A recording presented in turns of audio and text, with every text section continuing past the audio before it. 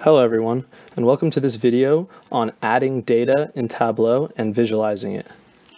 So first off, there's a couple different ways you can add your data. You can click Connect to Data in the top left-hand corner, or go to File, Open, and then add whatever data you want to add. It's important to note that Tableau supports polygon line and point data all separately. So when you add the data, it first off gets added in a kind of attribute table view. And so you're going to see in the bottom left-hand corner that you're in your data source tab. So that's kind of different than a normal GIS where when you add the data, it's kind of just in the table of contents right beside your map or on your map automatically. In the bottom left-hand corner, you can see that you can add new stories, dashboards, and worksheets, and that sheet number 1 is already there. If you click on that, it'll take you to kind of your map view. You can see that along the left-hand side it says under data parks, and then it's divided into dimensions and measures.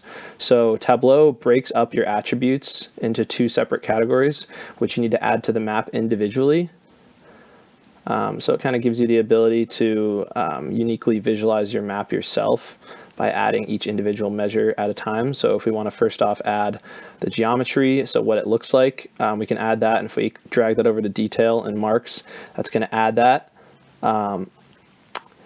Also, Tableau has other layers that are preloaded. So if you go to Map and Map Layers, you can see Data Layer is an option in the bottom left, and you can go and select from a number of different preloaded kind of census data, demographic data, and so that's really useful if you want to do any comparisons.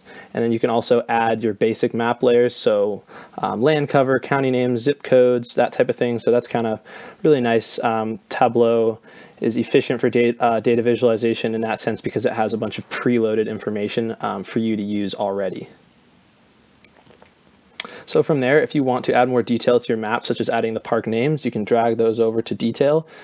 And if you wanted to add the area, so the size of each park, you can drag that over to color underneath marks, and what that's going to do is automatically create a choropleth map for you, or a color ramp or color progression. You can see that in the top right, if you click on it, you can edit the colors, so you can change your color ramp.